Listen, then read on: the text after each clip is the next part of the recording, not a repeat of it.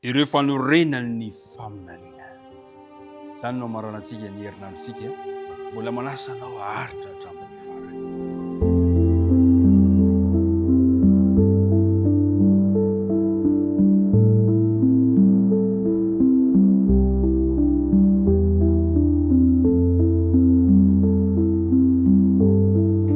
Miarabantsika rehetrarehetra indray ry mpianakavin'ny finoana ary mpiara-midinika namana isany natratra izao fotoana izao.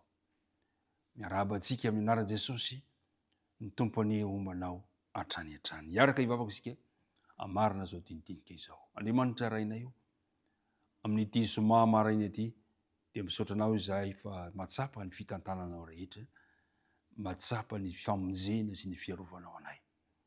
Matsapa ihany kosa nefa izay ny tsy fahatanterahanay koa mangataka famelan-keloka ary aoka ny fanahy ny fahazavana ny faliana masina mba hitarika anay amin'izao dinidinika izao amin'ny anaran'i Jesosy. Amen. Ireo fanorenan'ny faminaniana. Ny andiny soratra masina izay diniantsika androany rehefa miveriberina teo amin'ny écran-ntsika teo dia ilay teny manao hoe Isaia 1:5 manao hoe ary nandre ny feon'ny Tompo aho nanao hoe iza no irahiko io, ary iza no andeha hoirakay dia hoy izaho inty aho iraho aho. Ry mpiara-midinika namana, ny seza fiandrianan'Andriamanitra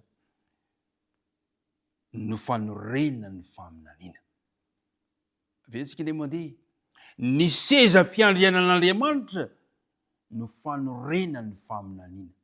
Ny faminaniana rehetra izany dia miainga avy eo amin'ny seza fiandrianan'Andriamanitra avokoa. Izay ny voalohany. Ary ny fanorenan'ny faminaniana dia miorina amin'ilay fitiavana tsy misy fetra avy amin'Andriamanitra.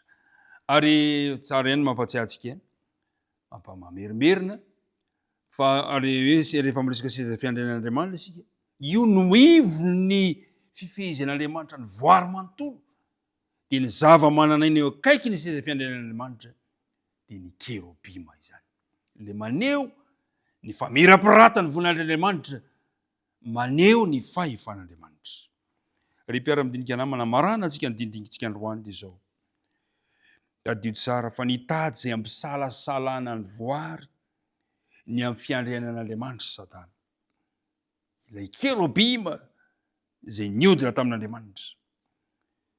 Navelan'Andriamanitra noho ny fikominy ireo anjely ireo mba hanehoana an'izao tontolo izao ny alala ny ara-tsim-panahy avy amin'ny fanatanterahantena. Azon'Andriamanitra teo nataony tonga dia nanafoana any Lucifera, fa tsy izany nataon'Andriamanitra fa navelan'Andriamanitra noho ny fikominy izy mba ahitana izao rehetra izao ny ara-tsim-pitondran-tena, ny ara-tsim-panahy avy amin'ny fanatanterahantena.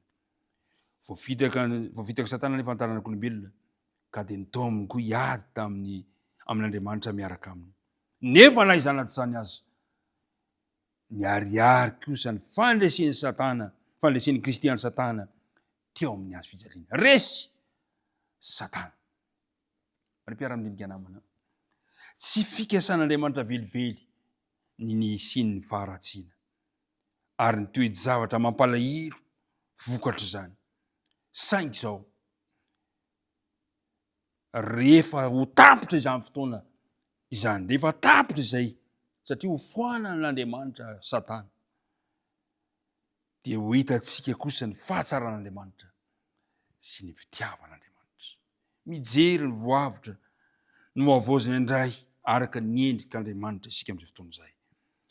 Tadio tsara fa mandinika ny fotsirairay Andriamanitra. Mandinika antsika rehetra Andriamanitra. Ny tava tsirairay dia mitaratra ny fitoviana amin'ny mpanjakana. Amin'izay fotoana izay dia mijery ny vokatra ny fisasaran'ny fanahy n'Andriamanitra ka afa-po.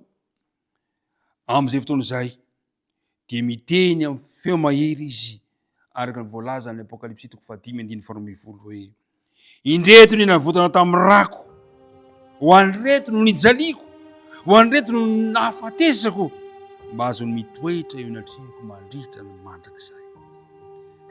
Dia nisandratra avy amin'ireo miakanjo fotsiny manodidina seza fiandrianana, ny hira fiderana, ny zanak'ondry zay novonona dia mendrika andray ny hery sy ny harena sy ny fahendrena sy ny faherezana sy ny haja sy ny voninahitra ary saotra.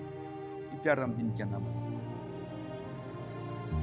itoniantsika ny herina nyity ny fanorena ny faminaniana zay miorina eo amin'ny seza fiandrianan'Andriamanitra.